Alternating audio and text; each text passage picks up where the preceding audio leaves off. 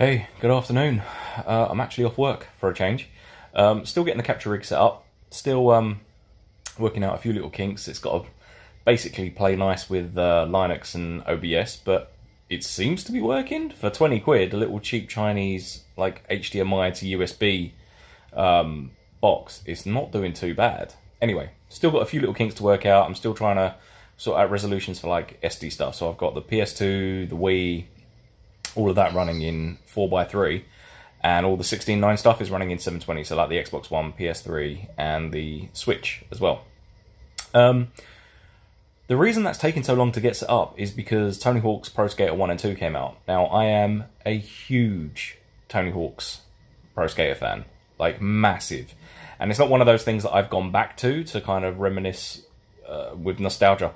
I never actually stopped playing it.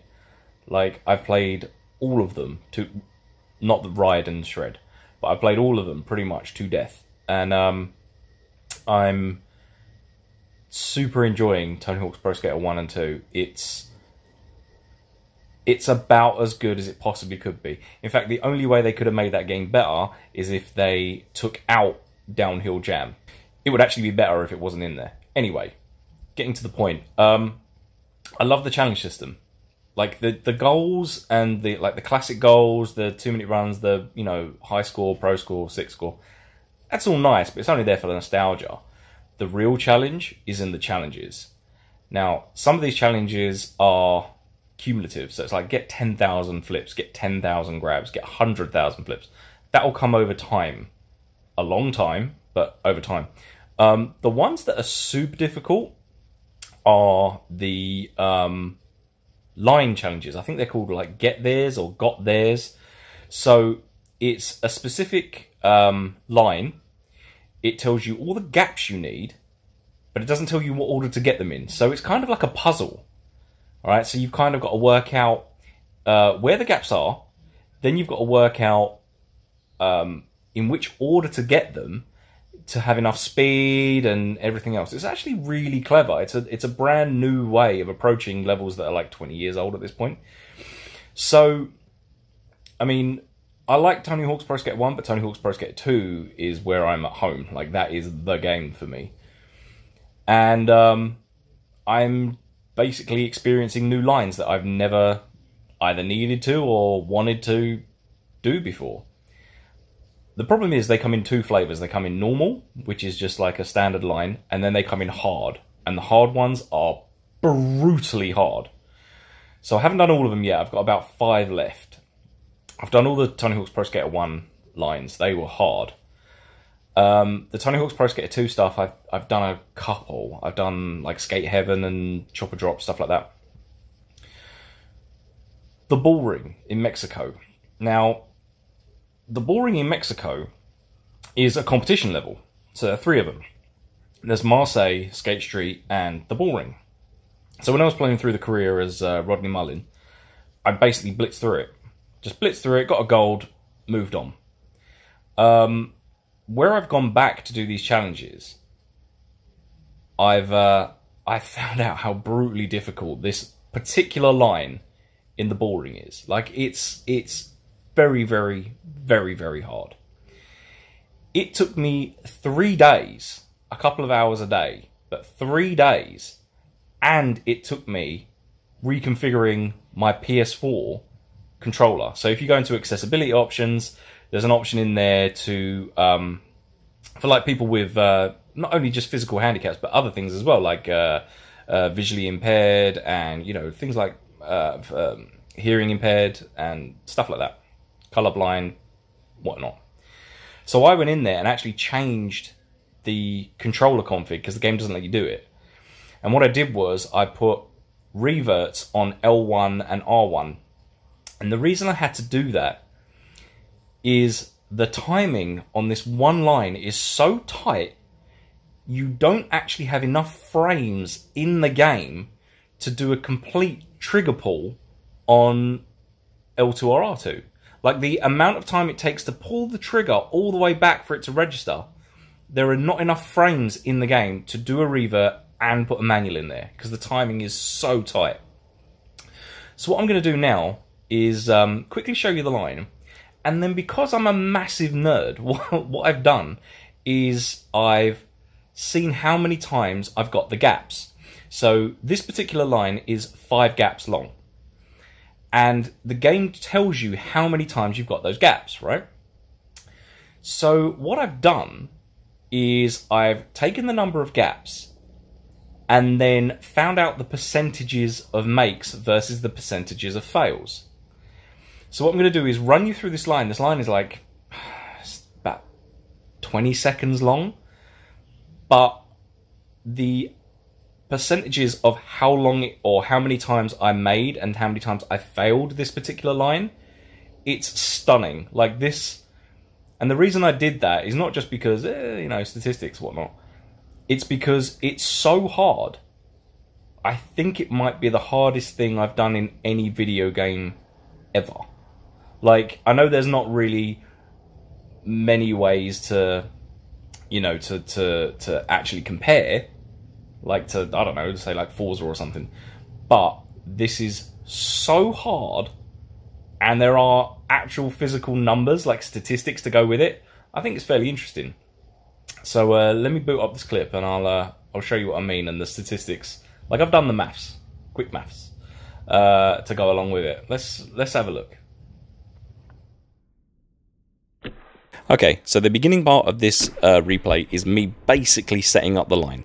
Now, there's a couple of things you've got to know about this line. Firstly, it begins and ends up in the stands.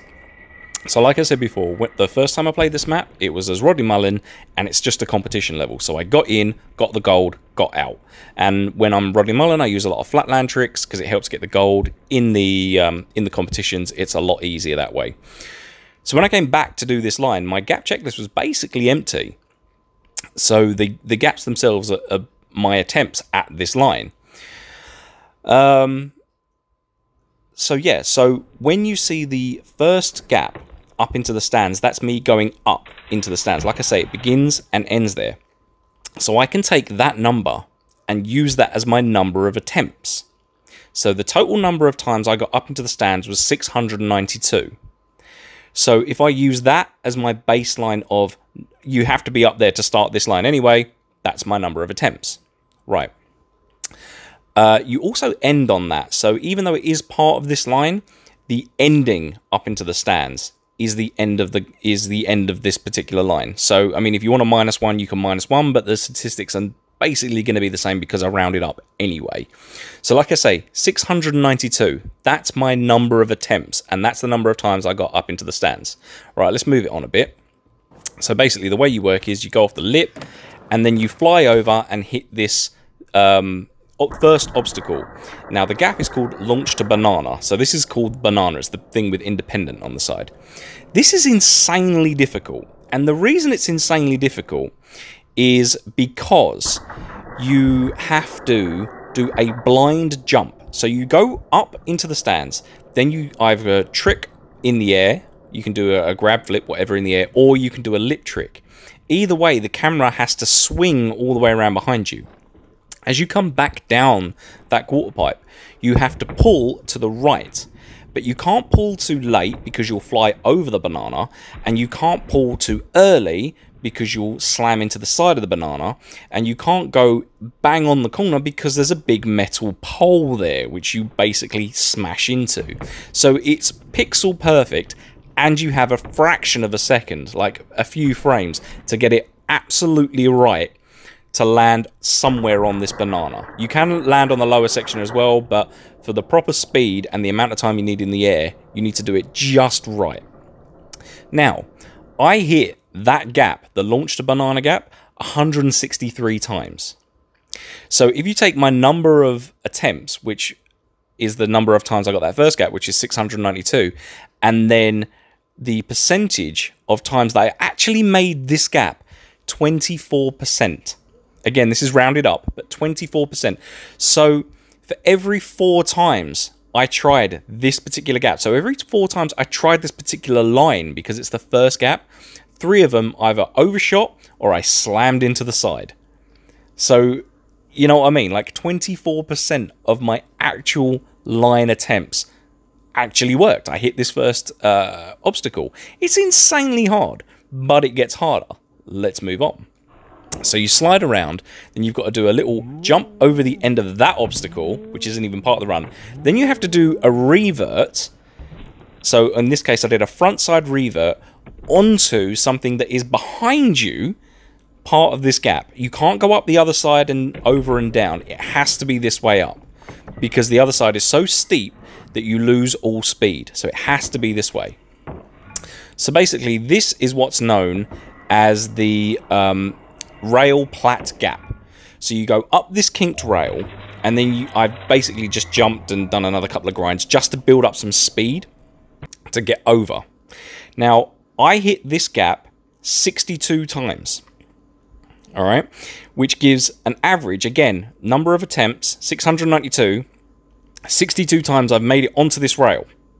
Okay, that's 9%. That is 9% of all my runs. I actually made it this far.